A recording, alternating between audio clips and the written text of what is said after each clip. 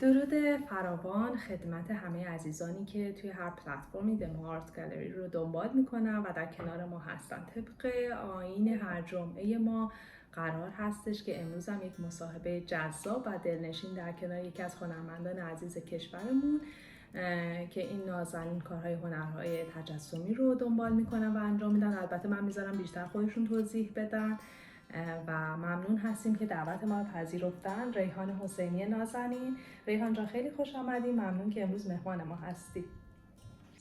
سلام خدمت همه. و خب بله، همونطور که گفتیم من ریحان حسینی هستم، متولد 1370، بچه کرج و اینکه دانشگاه سوره فارغ التحصیل شدم و همچنانم توی هنر و دانشگاه هنر و حیطه هنر دارم کار میکنم. عزیزم چقدر خوب، چقدر عالی. ریحان چطوری با هنر آشنا شدی؟ این خیلی سوال کلیشه‌ایه ولی خب لازمه که ما بدونیم که چی شد که اصلا هنر رو شناختی. ریحان حسینی وقتی چشم به جهان گشود، یک مادر هنرمندی داشت و خیلی دیکتاتور و خیلی سختگیر و خیلی به من گفت هرچی من میگم بعد انجام بدی. مثلا اینجوری بود که خب مثلا من میگم من خوشنویسی دوست دارم، من میگم خب بریم اینجا، برو خوشنویسی خیلی اصولی یاد بگیر. نه اینا خوب بلد نیستن، اینا که تو بلدی، اینا که تو بلدی نه خوب نیست. و خب پدر بزرگ من خوشنویسی میکرد، مادر بزرگم قالی و فرش میبافت، خاله هم نقاشی میکردن، باز داییمم خوشنویسی و عکاسی میکرد. من خیلی توی با این مسیرهای هنری که میدیدم خیلی تنوع طلب شدم و هیچ وقت نتونستم یه مسیر مشخصی رو انتخاب کنم و برم. هی دوست داشتم تنوع، این هیجان این تنوع رو خیلی دوست داشتم.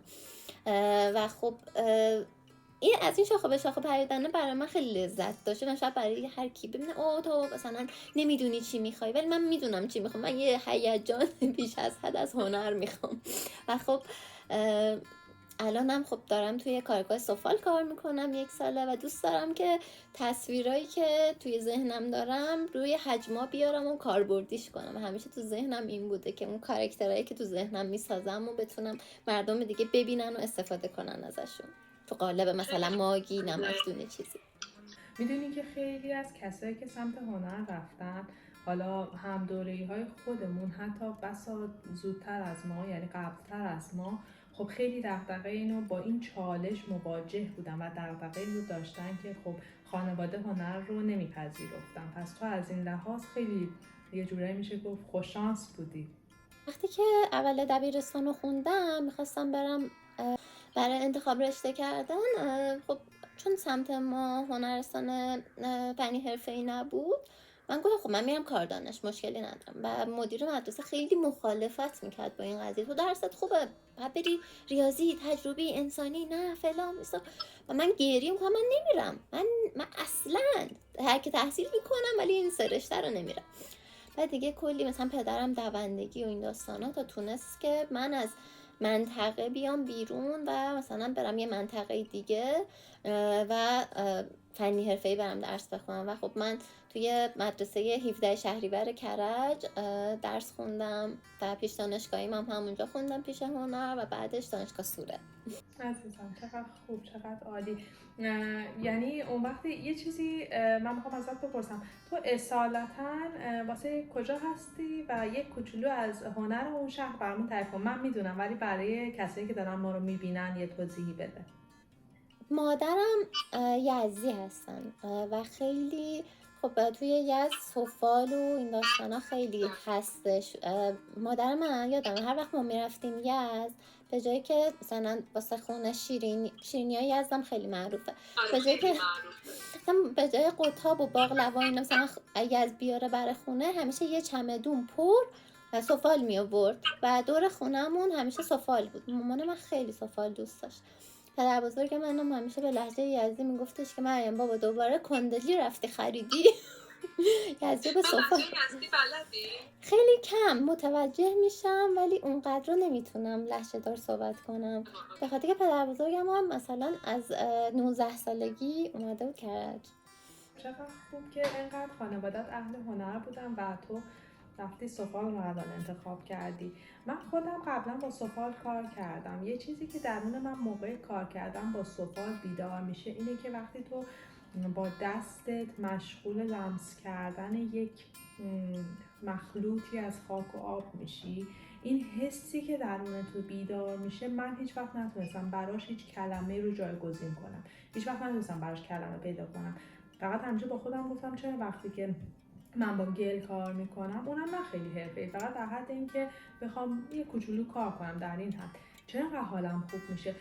من یه سوالی از تو که داری سالها کار گل و سفال انجام میدیدم، چرا وقتی آدم دست به خاک میزنه، خاک و آب، مخلوط بیشتر از این نیستش؟ حالا نهایتا یکم ممکنه اضافات داشته باشه، ولی فکر نمی‌کنم اینقدر زیاد باشه که حالا تو بخواد تو ماهیتش تاثیر بذاره. چرا وقتی آدم به گل دست میزنه انقدر حالش خوب میشه؟ اصلا انگار میره یه دنیای دیگه.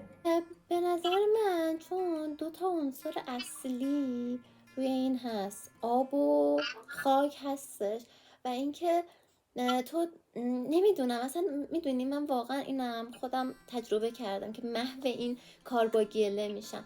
من وقتی دانشگاه سوره بودم، استاد گیف، فکر کنم شما بشناسینش، به من میگفتش که تو چرا رفتی گرایش کتابت نگارگری، دستای تو سازنده است. من خیلی ناراحت میشدم، من نقاشی دوست دارم، من با علاقه رفتم. وقتی اومدم تو این 1 سال اخیر اومدم توی کارگاه استادم، شروع کردم کار کردن، دست که به گل زدم گفتم من چقدر این کار رو دوست دارم و شروع کردم حجم ساختن. اینقدر دوست داشتم که میگفتم بذارید من حجم بسازم، شما قالب بگیرید مثلا از روش تکثیر کنیم.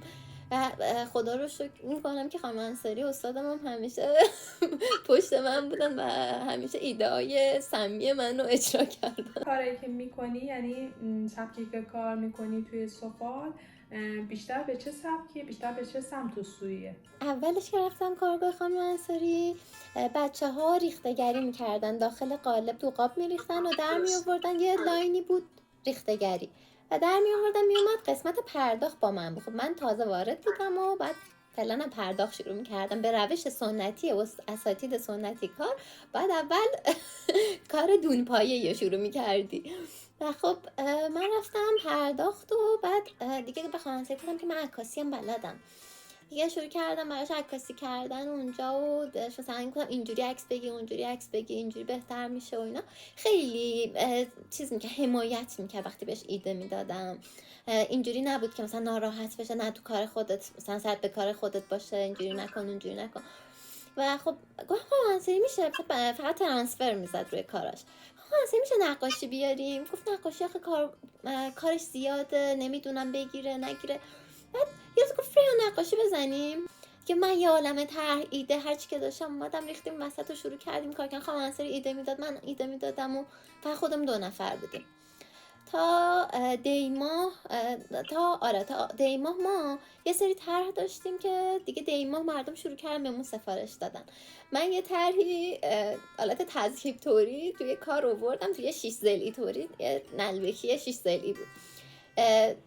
خیلی گله 5 پر و هم 5 پر و اسپیرال و اینا توش بود و خیلی ریز بود و خیلی هم مثلا ریزه کاری داشت و اسمش گذاشت طرح ریحان و اون طرح شد طرح ریحان. بعد دیگه من شروع کردم یه سری تصویرسازیایی که تو ذهنم داشتم آوردم، 1-2 تا طرح رو توی تصویرسازیایی که الان کار میکنیم دارم کار میکنیم و الان یه سری ایده های دیگه دارم روی یه حجم دیگه، حالت سنگیه، رو اون داریم حالت نمکدون کار میکنیم. خب خیلی طرح زیاده اینجا، هم خاموش نمیشه. یه وقتایی میگم که ایده های من تو مغز من باید با بیل خاموش کنم یعنی تو خوابم من دارم طرح میزنم. ریحان، یه سوالی میخوام ازت بپرسم. تا حالا شده توی هنر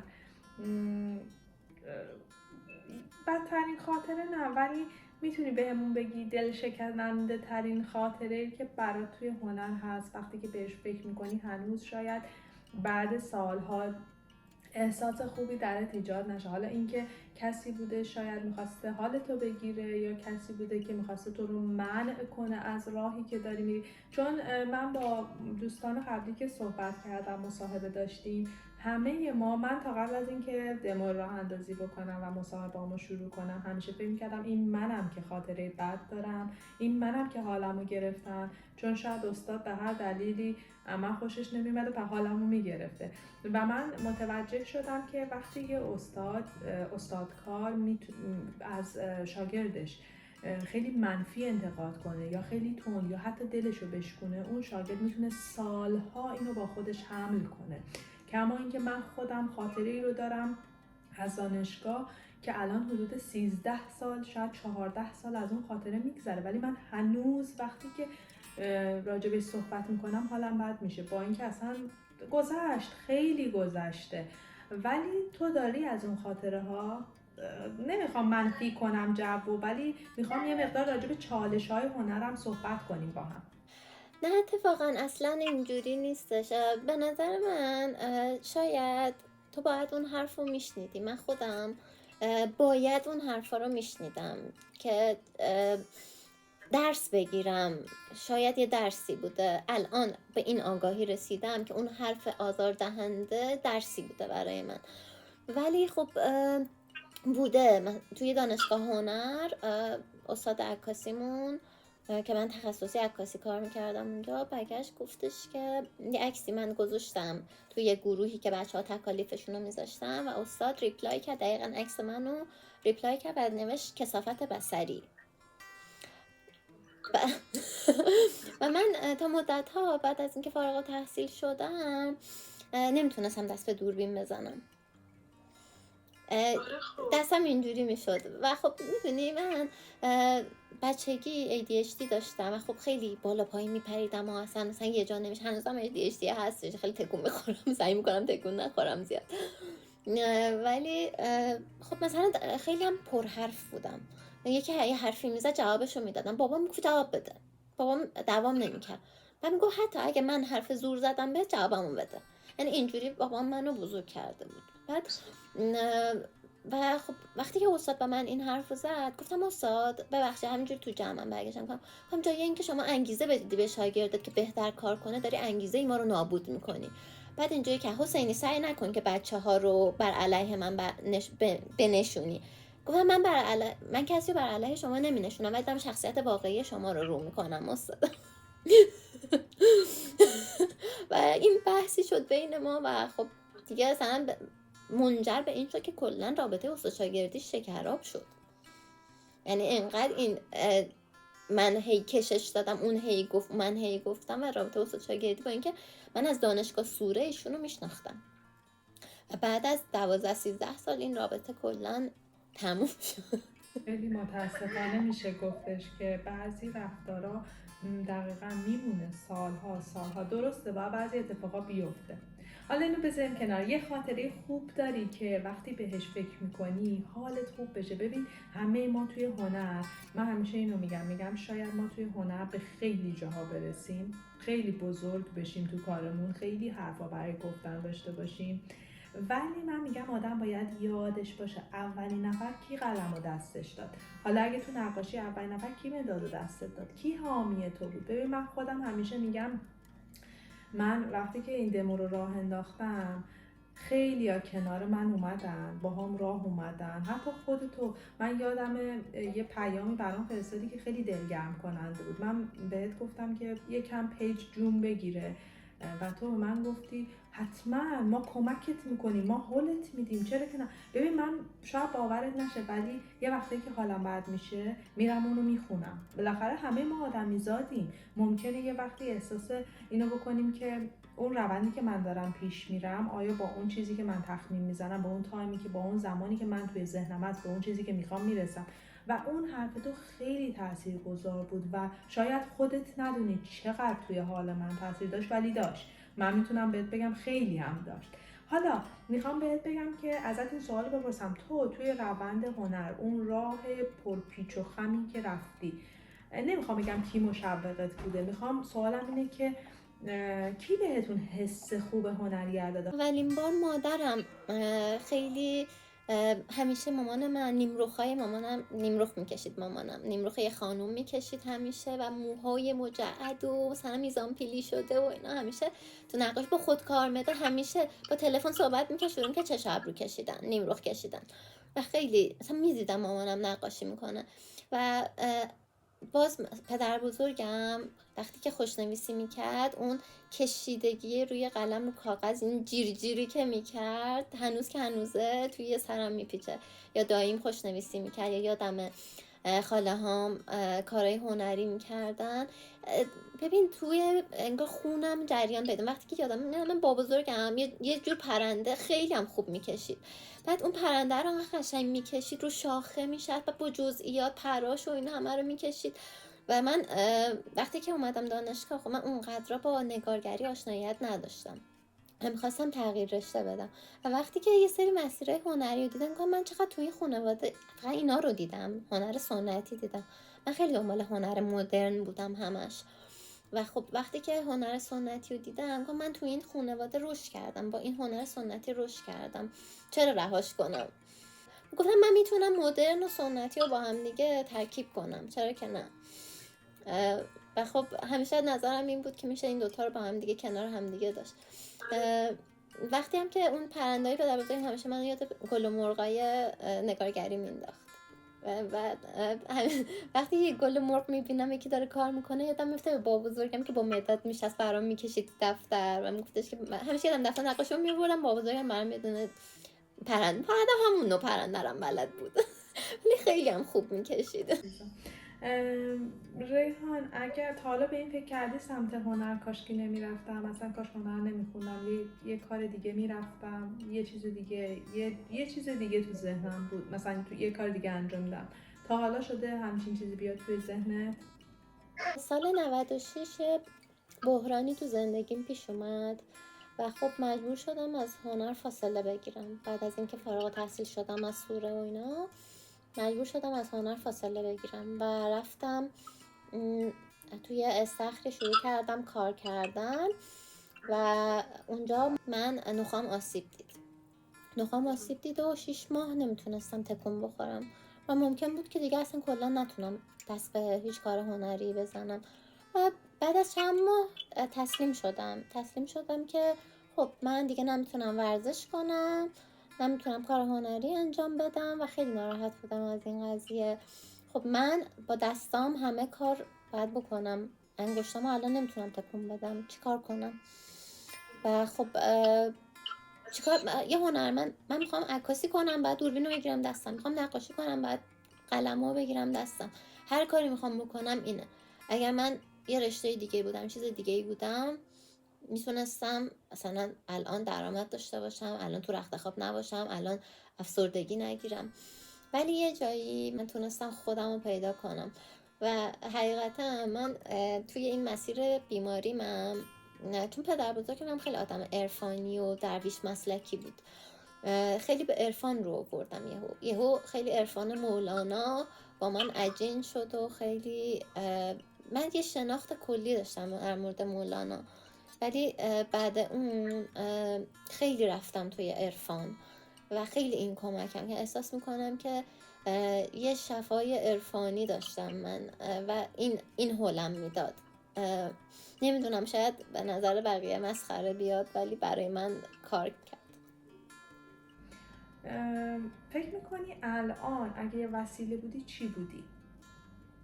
من دوست داشتم از این مداد رنگی هایی که سرش یه عالم رنگ داره.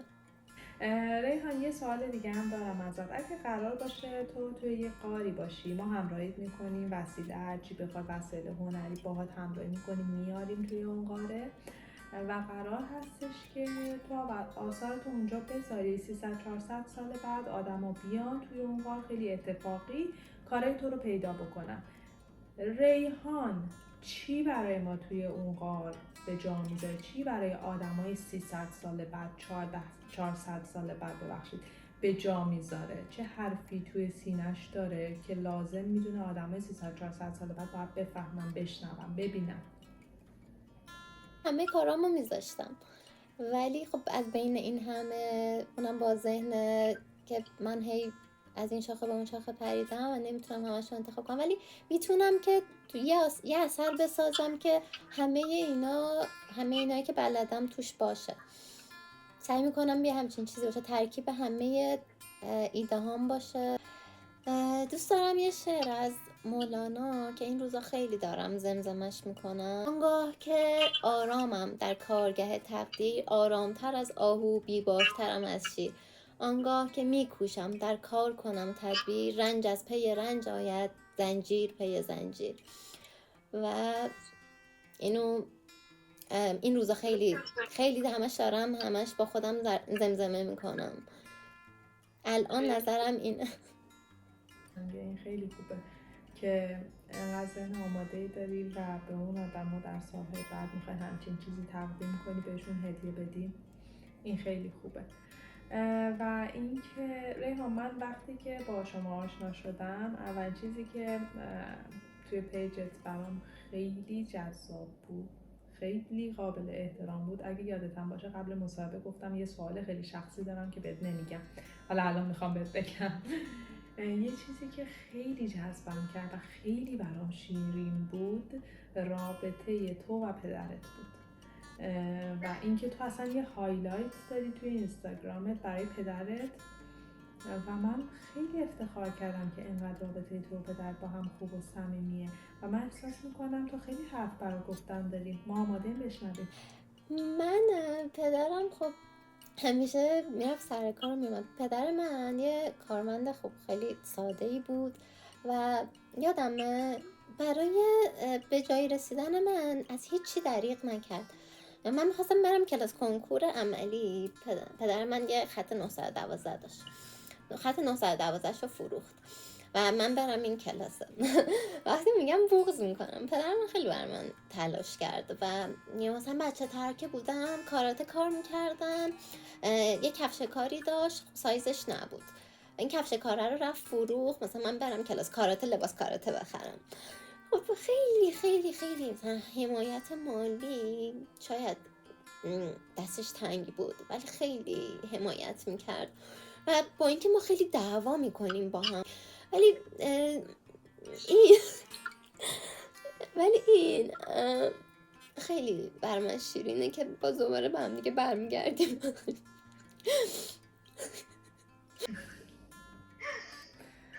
امیدوارم که سالیان سال در کنار هم دیگه باشید، سالیان سال در کنار هم سلامت. بالاخره